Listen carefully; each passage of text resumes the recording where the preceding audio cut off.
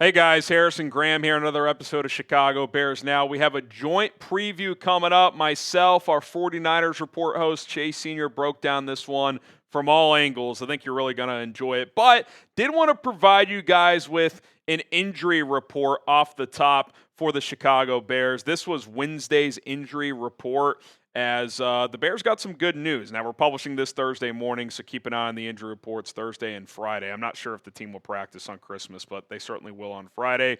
But some good news with C.J. Gardner-Johnson, limited with that knee. He could miss this game, but sounds like he's not going to miss too much time, which is great.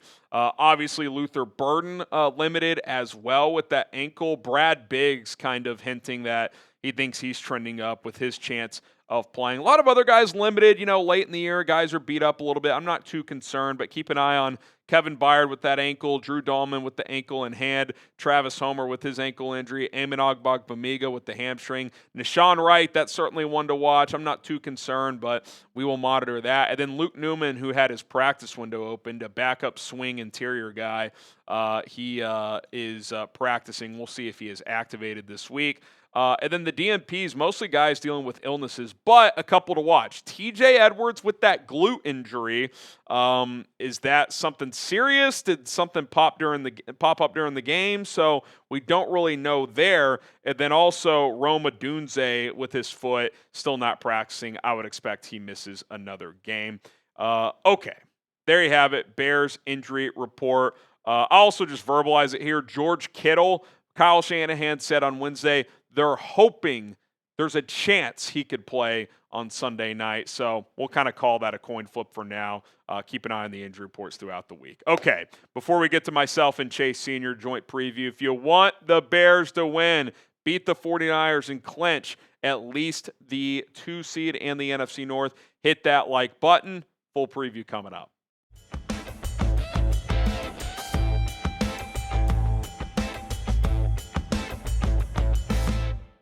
All right, we're back with another joint preview, and it's a big one. I'm Harrison Graham from Bears Now. That is Chase Sr. from the 49ers Report.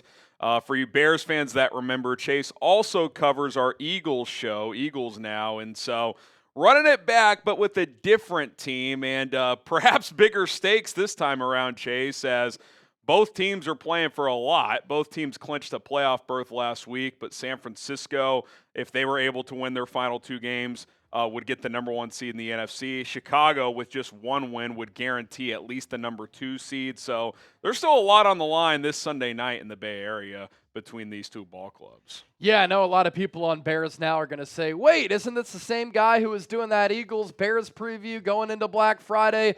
A lot of Niner fans are also going to say the same. Yes, myself and Harrison, producer Cullen, we're very busy here at Chat Sports. But Harrison, all jokes aside, can't wait for this game. I think this is a terrific matchup on both sidelines.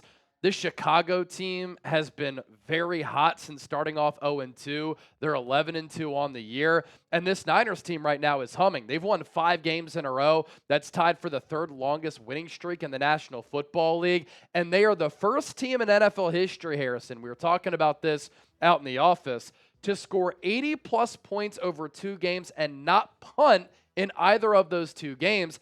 The 49ers have not punted since November 30th. So Kyle Shanahan, fantastic offensive mind.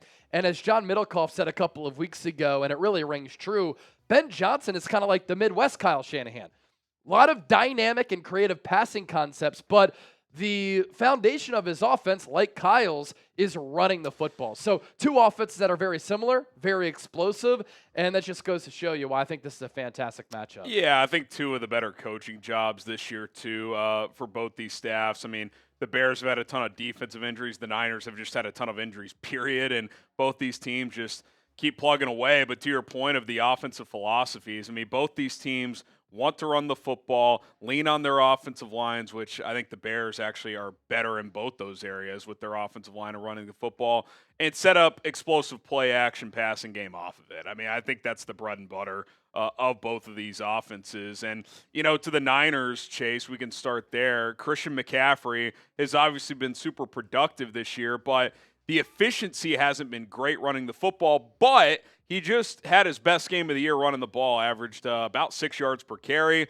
against the Indianapolis Colts, whereas he was sitting at 3.6 going in. He's obviously been super effective as a receiving back this year, but if you're the Niners, if you can get him going 4, 5, 6 yards a run on the ground, that only opens everything else up even more because the passing game has obviously been fantastic. Christian McCaffrey is in the running for Offensive Player of the Year. What he's done in the run game and the receiving game this season really is incredible. You look at the rushing stats on your screen, 280 carries, more than 1,000 yards. But to Harrison's point, the big number there, only 3.7 yards per carry. Now, he still has 9 rushing touchdowns. And then through the air, there's a chance that he is in rarefied air, having another season of 1,000 rushing yards and 1,000 receiving yards. He's slowed down a little bit as far as the receptions and the overall receiving yards, but still 92 catches this season, 849 yards, and then 7 more touchdowns through the air. He scored 2 through the air against the Indianapolis Colts, and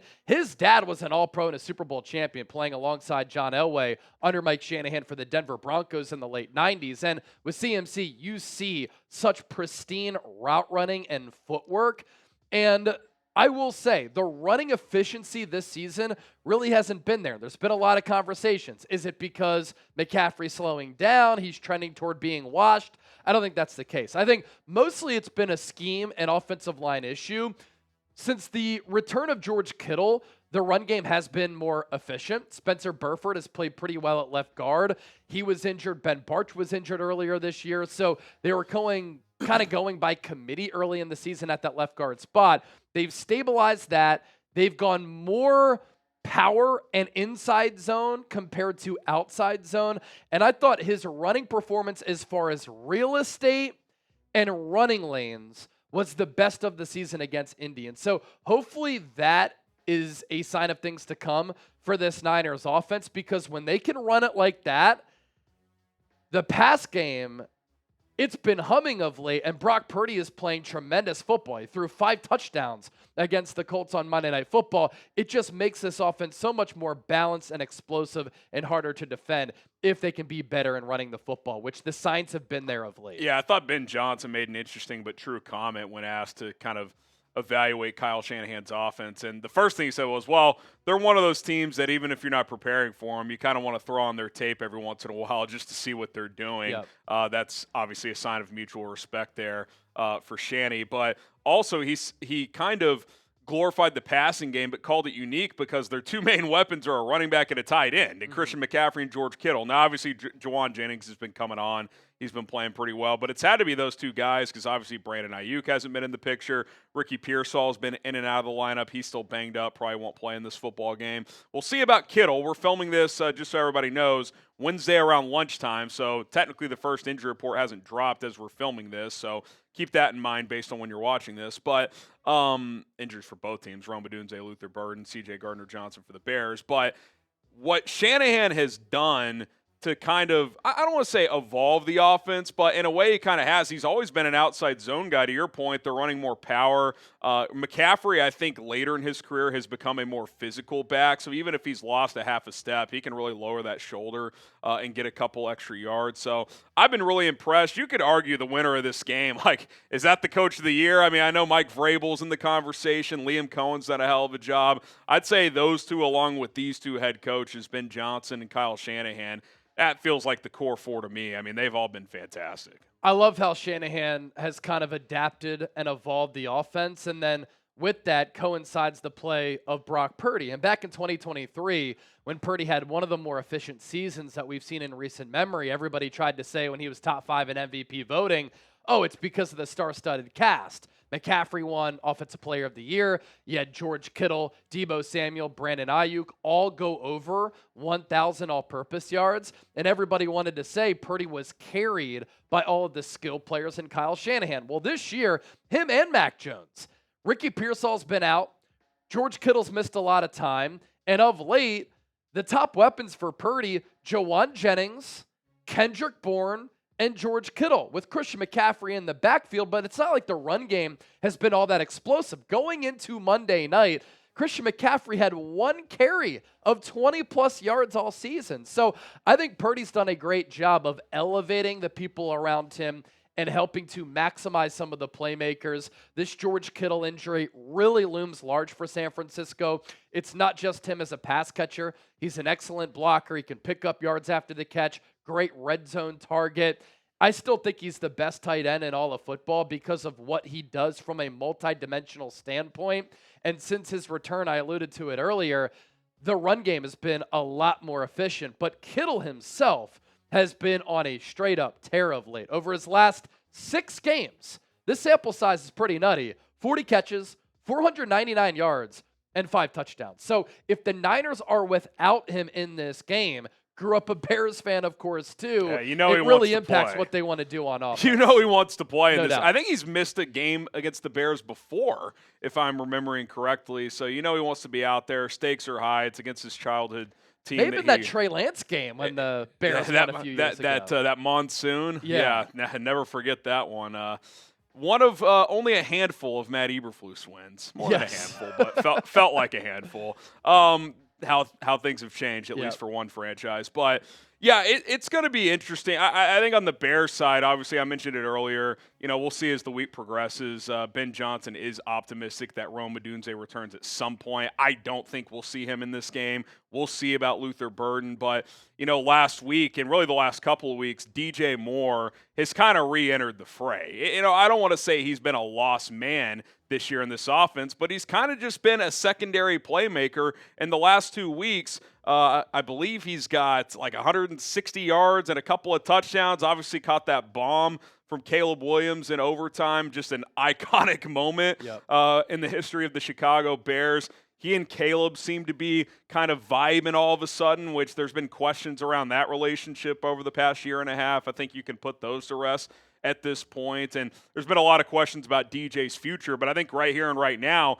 he's a guy you want to rely on. He's a guy you need to rely on because even if Rome comes back, that stress fracture is probably not getting fully healed until he has a procedure in the offseason.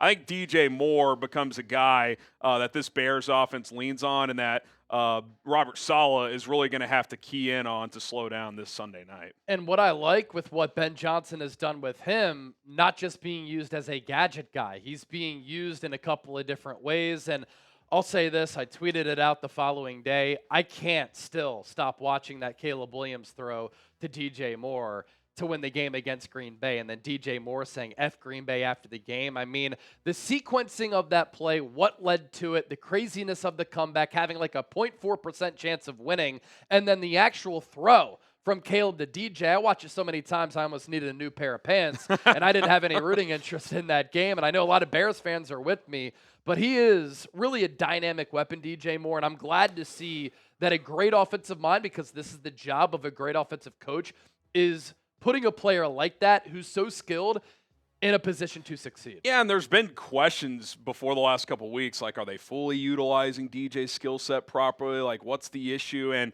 it's almost like Rome being out, it's just kind of freed him up. It's like, okay, yeah, let's dial up a play late in the practice week, a deep post and a 13 personnel look, and if we get the right look, we'll run it. And, it was perfect. I mean, it's a career-defining throw at this point for Caleb Williams. It's definitely the highlight of DJ Moore's season. And just the symbolism of beating that team in that way to get over the hump, to set yourself up to win this division. Like, it just feels like if this Bears team does something special this year, like, that's going to be the moment we kind of remember. Like, that's when it really took off. Like, obviously you lose that game, you're still 10-5, your season's not over, but like, that was just a monumental moment for this franchise moving forward. So that was obviously special. Caleb Williams has been trending up recently. We could talk about him a little bit more in a moment, but we want you guys to weigh in on the show. Who do you guys got? San Francisco, slight favorite. We got to talk about the rest advantage Chicago has as well, so stay tuned for that.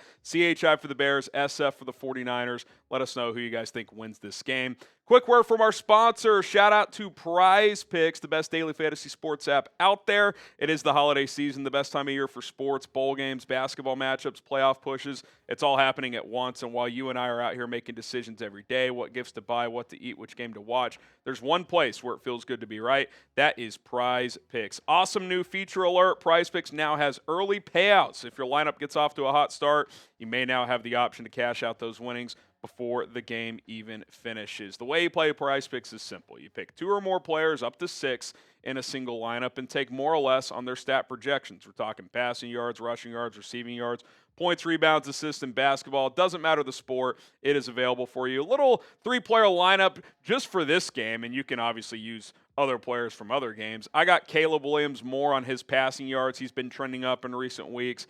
Christian McCaffrey, I think he continues to score touchdowns. He'll have at least one. I took more than half. And then I'll take the demon play for Colston Loveland. I think he finds the end zone as well. $20 lineup to win $85. Download the PrizePicks app today. Use our code CLNS to get $50 in lineups after you play your first $5 lineup. That is code CLNS to get $50 in lineups after you play your first $5 lineup. PrizePicks, it's good to be right. All right, let's talk about the Bears quarterback, and then I want to get into this kind of rest advantage situation because I think it's pretty unique for this late in the season, especially for the home team being at the disadvantage. But Caleb Williams, Chase, he's definitely improved a lot this year. The big, national storyline was, the completion percentage. And it's certainly, it's something that in future years needs to improve, right? I mean, 58% is not where you want to live. But I've said this all year. A couple of things with Caleb. One, he's extremely clutch. He leads the NFL in fourth quarter comebacks. When the game is hanging in the balance, he's pretty much delivered all year. Even in the game at Lambeau where he threw the pick in the end zone, he made 3 or 4 big plays to get him into position, and then Keyshawn Nixon makes a nice play. He didn't make his best throw there, but he's been fantastic in the clutch, and they generate a lot of explosives, Chase. So I can live with the guy missing some throws sometimes if A, he elevates in the big moments, B, he generates explosives, and C, he does not turn the ball over that much. He has 7 turnovers this year and 26 total touchdowns. So he makes a lot of big plays. We could talk completion percentage down the road. This is a quarterback who this team believes in. He's a very self-confident individual. I think he makes enough big-time plays that this team could win a game like this and potentially go on a playoff run. This is so interesting to me because I put up the graphic that producer Cullen had popped up about the completion percentage between Caleb Williams and Brock Purdy. You have Caleb who's sub 60, then you have Purdy who's at 69%. And a lot of the replies that I got on my social media pages, how is this sustainable? How is Caleb Williams completing less than 58% of his passes? And I am a big fan of completion percentage. I do think that it matters because it's not always sustainable to play that way when your quarterback is missing a lot of throws. This is a big reason why I didn't like Anthony Richardson coming out of college because he was sub 55%. This has been my big knock on a guy like Cam Newton because he was around 50% for his entire career. And an offense is hard to sustain as far as consistency when your quarterback is not completing a high rate of throws. All that being said, it has worked with Caleb Williams. And I've watched a lot of Bears football this year. They've been on national TV. I think they're a really interesting team. They're one of my favorite picks to go from worst to first to win a division this season, and looks like that's going to happen. And it works because he is explosive. Now, the completion rate is down because I think there's some throwaways sprinkled in. I do think that he will take chances with the ball. He's very aggressive. He will rely on his arm, whether it's in structure or out of structure, to try to attempt throws that a lot of other quarterbacks won't try to attempt because he believes that he can find a keyhole with those throws, and they will fall incomplete. And so I do think context is important here. I do think that at times he does miss some easy passes. I think that he can get better over time as far as finding ways to layer throws, which Purdy, I think, does as good as anybody across the NFL. But with Caleb, it does work, especially when you pair it with this really explosive and dynamic running game. One more piece of context I'll add, and then we'll talk about this rest discrepancy. Caleb Williams, the Bears lead the NFL in yards in drops I don't know how that stat is calculated in terms of does yak get calculated into that? For example, there was a play last week, Olamide Zaccheaus on a deep dig. If he catches it, he's still running. I mean, Yeah. I don't know if they estimate how many yards he's going to get or if it's just at the catch point. He rifled that throw, too. But it's over 350 yards and drops this year. So, like, Yeah. if half of those are caught, is he at like 61% and 3,600? All these things go into play. I don't know every team has drops, but they are number one in dropped yardage. So I do think there is extra context there as well. But, yeah, I mean, you're not turning the ball over. You're generating explosives. And obviously the other part of this is when you can run the ball as efficiently as the Bears do, you can afford misses because you're not going to be living in third and long very often. Okay, let's talk about the rest disadvantage the home team has. This is a very unique situation, Chase. Not just the Saturday night to Monday night angle, but it's where they're traveling from. The 49ers played in Indianapolis on Monday night, which is 2 hours from Chicago. I mean, it's down the road. And so it's basically the same flight back to the Bay Area. They don't get home until, let's call it, between 3 and 5 a.m. West Coast time on Tuesday morning. The Bears, yeah, that game's late into the night, overtime, but like you're at home by 1 o'clock in the morning in your own bed. You're waking up in your own bed in Chicago, extra couple of days to prepare. I think even though this game's in the Bay Area, you factor in Kittle getting banged up, I think the Bears have a pretty unique opportunity to play in a tough road environment against a tough team where, yeah, the crowd part of it, but the rest advantage should be pretty clearly in Chicago, even though they also have a cross-country flight. They'll be flying at normal hours. I mean, They'll fly like Saturday afternoon or whatever, and they'll land around dinner time in the Bay Area. So this is a pretty unique situation considering when these teams played and where they're each flying from to play this game. Yeah, simply put, Bears play on Saturday at home. Niners play on the road on Monday Night Football. And so Ben Johnson and his coaching staff have a little bit of an edge on Kyle Shanahan and his coaching staff. And it's also Christmas week. So I imagine Shanahan, coaching staff, the players really not seeing a lot of their families during this Christmas week matchup. And I imagine there's also a lot of caffeinated drinks, energy drinks, Adderall, and coffee going through that Niners practice facility as well in trying to prepare for this game. And the thing is, too, Ben Johnson is so smart. He's so strategical. It reminds me of that Black Friday game with that tweet from Greg Olson where he's like, the Bears in this fourth quarter are going with the wind right now. Ben Johnson prepared for this hours ago, whereas the Eagles offense, they were going against the wind. And that was decided prior to the game and with the coin toss. Yep. And so you give a good coaching staff like this a few extra days to prepare. It's also an unfamiliar opponent for the Niners. Yeah, it's a little bit of an edge for Chicago. Now, of course, San Francisco is playing at home in this game. They've had a lot of success against Chicago at Levi's Stadium. That included a victory last year when the Niners weren't nearly as good. Obviously, the Bears weren't either. They were still on their, second coach at the time. That was the first, that was Thomas Brown's going to save us. Coming out of the bye No, he's week. not. Yeah, no, he's not. And so, yeah, I think that's an interesting storyline in this game that could play a role. Could play a role for sure. Yeah, it'll be very, very interesting. And obviously, we won't spend too much time on the defense. Just a couple quick thoughts. I think both these coordinators, considering the injuries, the personnel, have done a pretty good job. I'd say especially Robert Saleh. I mean, you lose Nick Bosa and Fred Warner and Mykel Williams. That's a lot to overcome. The Bears on paper never had a great defensive line to work with, but did lose a couple of players there in Dio Odengbo and Shamar Turner. And what Dennis Allen's been able to do is create the takeaways. They lead the NFL in takeaways and interceptions, and that's without a great pass rush. So the Bears' mantra, I think, down the stretch is pretty simple.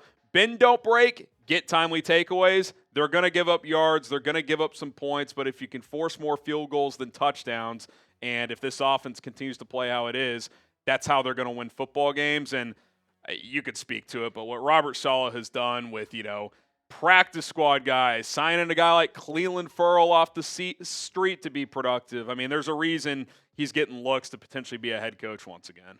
No doubt about it. And I think both of these defensive coordinators have a track record of being very successful as DCs. What Dennis Allen did, especially against Tom Brady with the Saints, not a head coach, really good DC. And the thing with the Bears, they're so opportunistic. The thing with the Niners, they don't generate a lot of giveaways. And so that's what they need to do paired with this offense to really maximize themselves as a football team this year, because they are so talent and depth bereft on defense. And I know a lot of people watched that Monday Night Football game. A lot of people had eyes on it because Phillip Rivers was playing, right? And the Niners are a fun team to watch on offense, led by Kyle Shanahan and Brock Purdy. The first 2 drives, there's no doubt, the Niners defense got cooked. And on the first 2 drives, they gave up 137 yards and 2 touchdowns. But the final 7 drives of the game, San Francisco did make some good in-game adjustments, gave up 140 yards, had a pick 6, had a sack fumble, which led to a big loss. The week prior, the Niners gave up nearly 7 yards per carry to one of the worst offenses in the NFL and the Titans. But on Monday night, they shut down Jonathan Taylor, holding him to 16 carries, 46 yards, and 2.9 yards per carry. And so that's a storyline in this game. The Niners are going to have to be good against the run. If they're not, it could be a long night, because then they lose control of the clock in the ball game. The other thing that really worries me for the Niners, and I don't know if this can be fixed, they can't generate pressure on the quarterback. I mean, that's really been the case all year. That's what happens when you lose Bosa, Micah Williams, and a player like Fred Warner. And so there's a lot of pressure on this front to try to get to the quarterback, because if they can't, Caleb can have a field day. Yeah, it's similar with the Bears. I mean, Montez Sweat's got 9.5 sacks, but, even he'll disappear at times. So, I think they're very similar in that regard. Neither team gets great pressure. All right, that's where we'll wrap it. He's Chase Sr., the 49ers Report. I am Harrison Graham, Chicago Bears Now. Should be a fun one on Sunday Night Football. We'll both be live on our respective channels, so subscribe and join us for that, and we'll see you soon.